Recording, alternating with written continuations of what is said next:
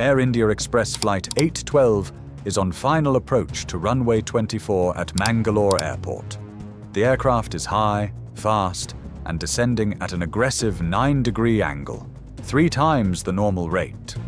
Below lies a tabletop runway with no margin for error. Beyond the end, a 200-foot cliff. Inside the cockpit, automated warnings blare. The aircraft is unstable. The first officer calls for a go-around, multiple times, but the captain doesn't respond. The Boeing 737-800 continues its descent. Seconds later, it crosses the runway threshold at 160 knots, well above target speed and far beyond the touchdown zone. There's no room left to stop. This is Inside AeroDisasters, and this is the story of Air India Express Flight 812.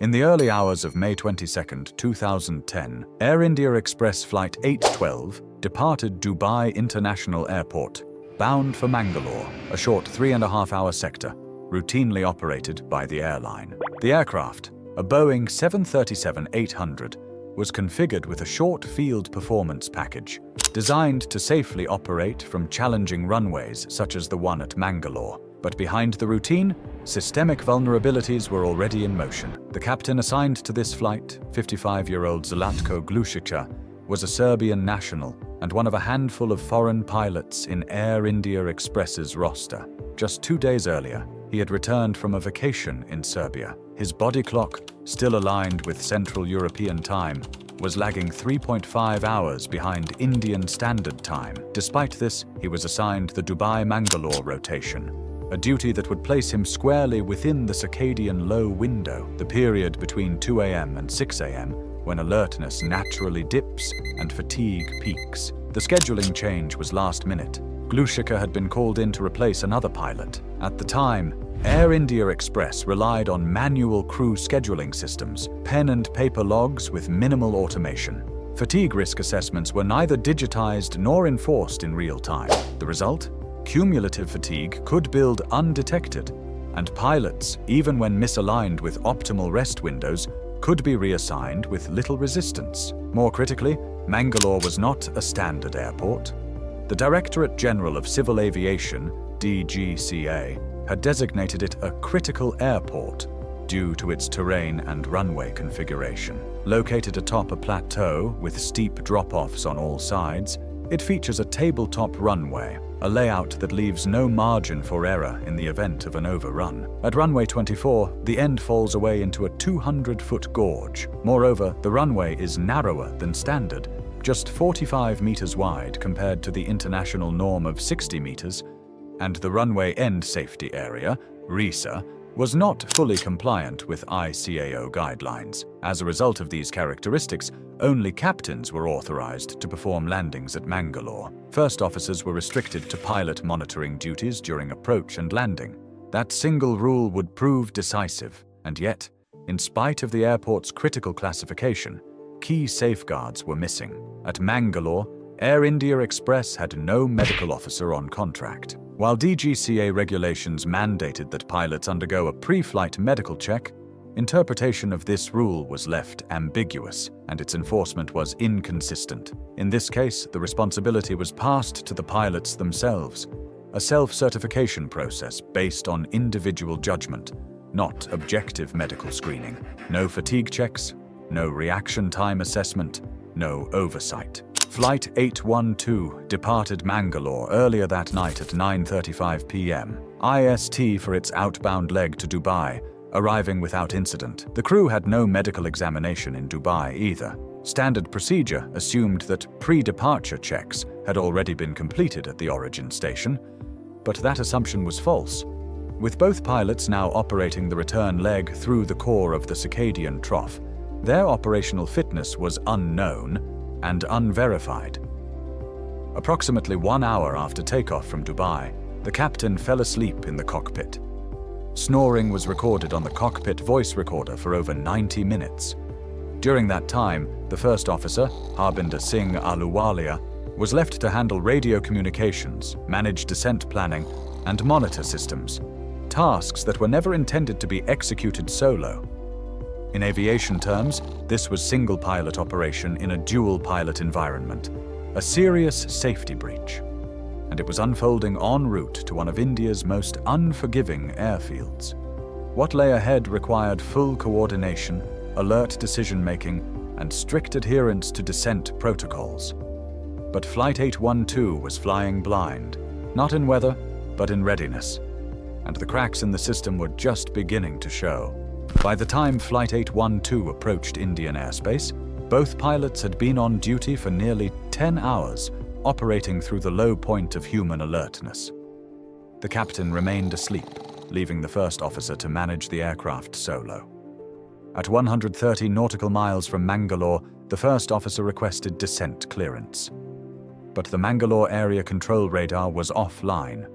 Without radar, air traffic control reverted to procedural separation, using estimated positions and time intervals instead of real-time tracking. This increased separation margins, delaying descent clearance until 80 miles from the airport. That delay left the aircraft too high for a standard descent profile. Company procedures required the approach briefing to begin 150 miles out. But with the captain asleep, the first officer skipped it. By the time the captain was awakened, the aircraft had already started descending, too late for a structured briefing. They improvised. To compensate for the altitude, the captain deployed speed brakes early. But there was another complication. Mangalore's approach required a 10 DME arc, a curved flight path around elevated terrain before aligning with runway 24. This method demands close altitude control and precise timing.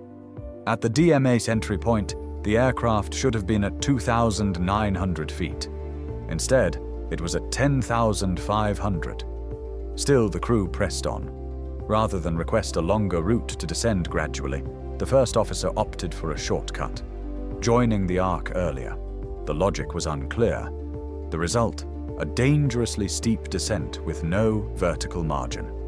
They were high, unbriefed, and about to intercept the wrong glide slope.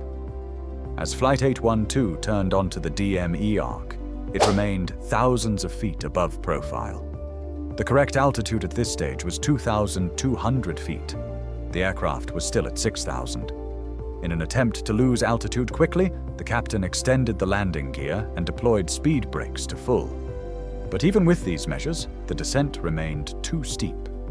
Moments later, the aircraft's systems indicated localizer capture, but not the correct one. Instead of intercepting the standard 3-degree glide slope, the aircraft locked onto a false 9-degree glide path, a phantom signal sometimes produced by beam reflection, especially at sharp angles and high altitudes.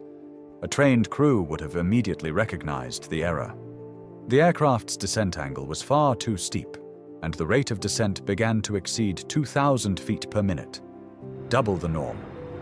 But no correction was made. Alarms did not trigger at this point because the system registered a valid localizer signal. Visually, the glide slope indicator appeared aligned, but physically, the aircraft was descending far outside the safe approach envelope. This was a textbook case of instrument misinterpretation, a known hazard when intercepting glide slopes from above. The proper response was to initiate a go-around, reposition, and attempt a stable approach. But with both pilots now visibly fatigued and the window for correction narrowing, they continued descending on a slope designed to deceive. And the instability was about to escalate. At 10 nautical miles from the runway, Flight 812 was still 3,000 feet above the recommended descent profile. The aircraft was now descending rapidly, at nearly 2,000 feet per minute, twice the stable threshold. Airspeed remained excessive. Still, the approach continued. The first officer, monitoring the instruments, expressed concern. "We're too high." The call was clear, but the captain pressed on. As the plane closed in, flaps were extended in stages, but consistently above their recommended speed thresholds. At 4 miles, they were still at 3,200 feet, over double the expected altitude. At 2 miles, they were descending at 4,000 feet per minute, a dangerously steep profile for final approach. The aircraft's warning systems activated. Sink rate, pull up, too low. Terrain, the Ground Proximity Warning System (GPWS), issued multiple alerts, each one a signal to abort the approach. 3 times, the first officer urged a go-around. Each time, the captain dismissed it. This refusal to deviate from the landing plan, despite multiple cues and crew input, is known as plan continuation bias, the cognitive fixation on completing an intended action, even when the situation no longer supports it. At 1.5 miles, the autopilot was disconnected. The aircraft was still too high, too fast, and not stabilized. But the final descent continued, despite every system, procedure, and co-pilot warning advising otherwise. At 200 feet above ground, Flight 812 crossed the runway threshold at 160 knots, well above the target approach speed of 144. Touchdown occurred 5,200 feet down the 8,000-foot runway, leaving just 2,800 feet for stopping, far less than required for an overspeed landing on a tabletop runway. The auto-brake setting was configured to level 2, not max. Reverse thrust was deployed, but not held. Just seconds into the rollout, the captain made a fatal decision. He attempted a go-around. He advanced the throttles, cancelling reverse thrust and lifting engine spool time above braking efficiency. But at that speed, and with so little runway left, the aircraft was already beyond the decision point. It was neither fast enough to lift off, nor slow enough to stop. The thrust increase reduced braking power, removing any chance of recovery. The aircraft overran the runway, entered a soft, unmaintained RESA, and struck the localizer antenna. Moments later, it breached the perimeter fence and plunged off the 200-foot cliff. The 737 broke into 3 sections on impact. Fire erupted instantly as fuel lines ruptured. Terrain challenges delayed rescue access. Out of 166 people on board, only 8 survived. The final investigation found that had maximum braking and full reverse thrust been applied and maintained, the aircraft could have stopped within the overrun. Instead, a last-second attempt to salvage the landing sealed the fate of Flight 812. The crash of Air India Express. Flight 812 was the result of a breakdown in layered defenses. Fatigue went unchecked, briefings were skipped, instrument cues were misread, and multiple warnings, verbal and automated, were ignored.